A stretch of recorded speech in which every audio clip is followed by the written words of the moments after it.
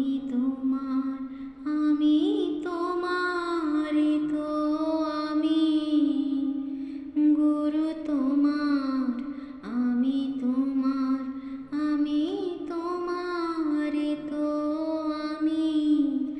আবার তুমি আমার, আমি তোমার, আমার সকল তুমি, গুরু তোমার।